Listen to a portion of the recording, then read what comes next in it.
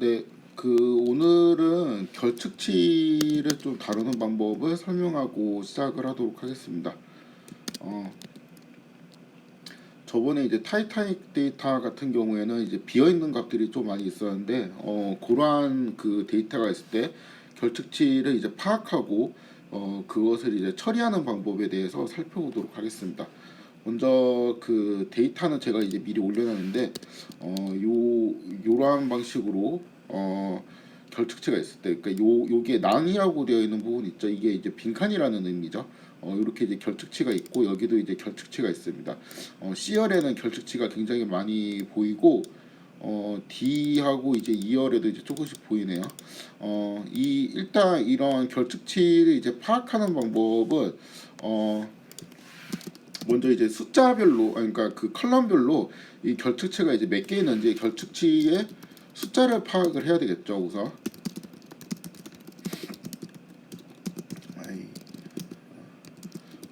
가장 이제 간단한 방법이 이렇게 데이터 프레임에 인포라는 맥소드를 쓰게 되면은 여기에 널이 아닌 컬럼, 그러니까 그 값들이 이제 수가 카운트가 되는데, 여기는 A는 668, 그 다음에 D는 668, 또 E는 이제 665, 이제 이런 식으로 되어 있습니다.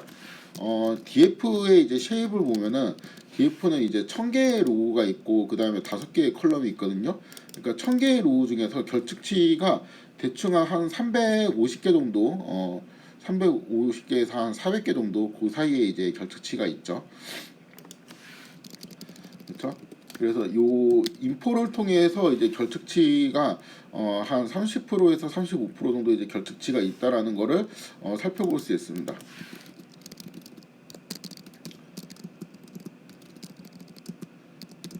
F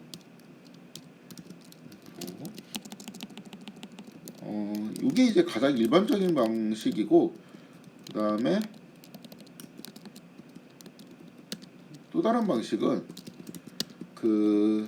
요 결측치를 이제 좀 시각화하는 그런 패키지가 있는데, 여기에서 제가 미싱 NO라는 이제 패키지를, 그러니까 MSNO라고 이제 받아가지고도 임포트를 해놨는데, 요거가 이제 처음에 이제 설치되어 있지 않다면 이게 요 명령을 통해 가지고 설치를 하시면 됩니다. 아무튼 이 MSNO 여기에 보면은 이제 바라고 되어 있는데, 바라는 함수가 있는데, 여기에 이제 df를 넣게 되면은 전체 이제 컬럼의 수하고 이제 각 컬럼 A하고 B하고 C하고 뭐 이런 것들이 있죠. 이것들이 이제 널이 아닌 것들이 이제 몇 개가 있는지 그런 것들을 이제 카운트했어요. 요건 이제 비율을 의미하겠네요. 600보다 이제 조금 크죠. 그래서 여기 있는 668이라는 숫자가 요 근처에 이제 되어 있고, 여기 있는 660이라는 숫자가 여기에 이제 있는 거겠죠. 그렇죠? 이런 식으로 그냥 여기 있는 숫자들을 시각화할 수 있습니다.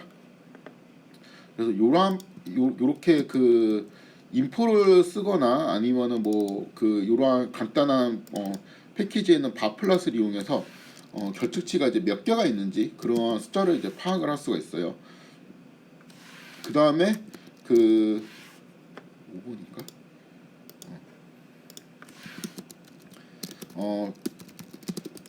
가끔씩 결측치의 이제 패턴을 파악해야 될 때가 있어요. 그러니까 결측치의 이제 패턴이라는 것이 뭐냐라는 생각이 들 수가 있는데, 우선 요 패키지에서 매트릭스라고 되어 있는 게 있거든요. 요 함수를 이제 데이터 프레임을 놓고 실행을 하면은 어떠한 플롯이 나오게 되는데, 이게 요쪽 부분에 이제 까만색이 결측치가 없이 꽉 채워진 부분이고, 하얗게 된 부분이 결측치가 존재하는 부분입니다. 그래서 패턴이 있죠. 그러니까 C 같은 경우는 일단 결측치의 숫자 자체는 다 비슷해요. 다 이제 요만큼 비어 있는데, C 같은 경우에는 이제 전체적으로 그냥 랜덤으로 이렇게 결측치가 이제 발생한 것 같고, A하고 B 같은 경우는 이제 여기부터 여기까지 결측치가 이제 집중적으로 발생을 했고, D하고 E 같은 경우는 이제 여기부터 여기 끝까지 결측치가 집중적으로 이제 발생한 것을 알 수 있죠. 그래가지고 이제 요 구간을 나눠갖고 이제 요러한 부분 있죠. 요러한 부분에 대해서는 가장 이제 관측치가 이제 많이 나오게 될 겁니다. 그래서 이제 오른쪽에 있는 요게 오른쪽 내려한 다음에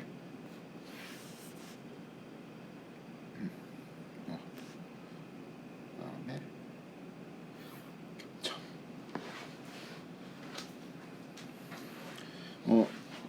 여기 요거 있죠. 여기가 그 0이 아닌 그 컬럼들이 이제 포함된 건데 이쪽에는 이제 숫자가 이제 그 가장 큰 것이 이제 5가 되고 이제 여기가 이제 0이 되겠죠. 그래서 이제 여기 0이 있는 거는 요 부분에는 A, B, C, D 이 열이 이제 값이 제대로 들어가 있는 게 하나도 없다라는 뜻이 되고 요쪽에 있을수록 요쪽 부분에는 이제 그 값이 이제 한 5나 이제 4 정도 이렇게 채워져 있고 요쪽에 이제 뚝 떨어지고 요쪽에 뚝 떨어지고 뭐 이제 요런 식입니다. 그래서 다시 한번 살펴보면 이제 이 부분까지는 요 부분까지는 그래도 이제 뭐 4개 아니면 이제 5개 정도 있고 그렇죠? 여기부터는 A하고 B가 이제 A, B, C가 이제 같이 결측이 나니까 요쪽에 좀 떨어지고 그다음에 여기 이제 D하고 E하고 A, B, C, D 요 부분이 이제 제일 낮겠네요. 요 부분이 이제 컬럼들이 이제 그 대부분 그 차 있는 값이 이제 조금 이제 낮게 나오게 되고 그 다음에 이쪽에는 다시 올라가죠. 여기는 이제 A, B가 다시 좀 채워지니까 이쪽에 이제 살짝 올라가고 그래서 이제 요게 중요한 거는 이게 그냥 무작위하게 이렇게 퍼져 있잖아요. 만약에 무작위하게 퍼져 있으면은 그냥 패턴 없이 결특치가 이제 어떤 스트럭처가 없이 발생했다는 건데 요거는 지금 A하고 B하고 좀 비슷하게 결특치가 발생했고 D하고 E하고 또 비슷하게 결특치가 발생했다는 거를 알 수 있죠. 그래서 이제 이러한 자료를 분석해야 될 때도 있습니다. 그러니까 뭐 예를 들어 여기 있는 로우들이 이제 시간별로 이렇게 쭉 관측이 되었는데 이 A 장비하고 B 장비는 뭐 되게 긴밀하게 연결이 되어 있고 여기 있는 센서 자료들이 이쪽에서 뭔가 이제 장비가 뭔가 통신이 잘못됐다든가 아니면 이상하다든가 그래갖고 여기엔 단칸이 이제 안 되다가 다시 이렇게 관측이 될 수도 있고 뭐 이제 여기도 이제 비슷하죠. 여기에도 이제 통신이 잘 안 돼갖고 이쪽에 이렇게 어떤 이제 특정 영역에 이제 집중적으로 결특치가 있을 수도 있죠. 그래서 이러한 자료에 대해서 이제 결특치가 이제 있으면은 좀 그 패턴을 파악을 해야 될 필요가 있을 수도 있습니다. 분석의 종류에 따라 가지고 당장 우리가 이제 관심 있는 뭐 타이타닉 자료라든가 그런 자료에 대해서는 딱히 이제 그럴 필요가 없기는 해요. 제가 이제 데이터를 일부러 좀 만들어 봤습니다. 이러한 그 패턴을 보면은 대충 이제 A하고 B하고 뭔가 비슷한 유형의 이제 결특치가 있는 것처럼 보이고 그 다음에 D하고 E가 또 비슷하게 있고 그 다음에 이제 C는 이제 좀 독립적인 방식으로 있는 것 같고 그러한 형식으로 보이게 되는데 요거를 그 히트맵이라는 거를 이용해서 그려보도록 하겠습니다. 그러면은 요 숫자가 지금 클수록 비슷한 유형의 이제 결특치라는 거를 의미하거든요.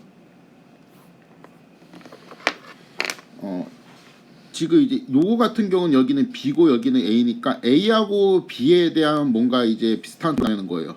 여기는 이제 D하고 숫자가 그 이름이 D고 여기는 E니까 얘는 이제 D하고 E에 비슷한 정도, 여기는 이제 A하고 B에 비슷한 정도를 의미합니다. 그렇죠? 요거 두 개가 이제 비슷하게 나오네요. 그 다음에 뭐 여기 0.1이라는 거는 A하고 이제 A하고 이제 D에 비슷한 정도고 뭐 그런 식이죠. 그런 식으로 해석을 하면 되는데 하여튼 이제 이거에서 보듯이 A하고 B하고 되게 비슷하고 D하고 E하고 되게 비슷하고 C 같은 경우는 지금 뭐 비슷한 게 이제 별로 없죠. 이러한 방식으로 이제 데이터가 생겼다는 거를 알 수 있습니다. 그래서 이제 요거를 보고 좀 더 이제 그 각 컬럼들의 미싱이 있는 컬럼들의 스트럭처를 파악할 수도 있어요.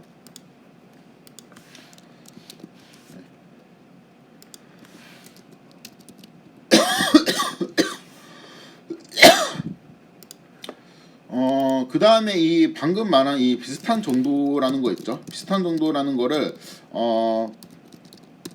좀 더 알기 쉽게 시각하기 위해서 덴드로그램이라는 거를 그릴 수가 있습니다. 우리가 이제 익숙한 이제 방식인데 여기 이제 그 나무처럼 되어 있고 A하고 B하고 이렇게 이제 비슷하죠. A하고 B하고 이제 비슷하고 D하고 E하고 이제 비슷하고 그다음에 C 같은 경우는 이제 그렇지 않고 이런 거를 의미합니다. 그러니까 A하고 B하고 비슷한 거를 이제 왜 자꾸 강조를 하냐? 그러니까 어떤 경우에 이제 여기가 미싱이면은 이쪽에 이제 미싱이 있을 그 경우를 만약에 이제 B가 미싱이면은 뭐 D나 이제 E가 미싱인 것보다 이제 A가 이제 미싱일 확률이 좀 더 높다. 뭐 이런 거를 알 수가 있죠.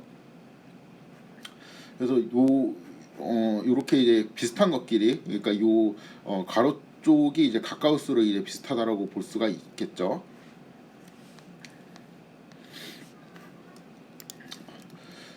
그래서 그 간단하게 미식이 있는 자료에서 결측치의 수와 그 다음에 이제 패턴과 이제 그런 것들이 이제 시각화하는 것들 살펴보았습니다. 이 대부분은 아마 대부분은 이제 여기에서 그 인포를 통해 가지고 결측치의 수 정도를 보고 그 다음에 요 패턴 있죠. 패턴 매트릭스를 그려가지고 여기에서 이제 이거 그냥 무작위로 미싱이 뭔가 이제 되어 있구나.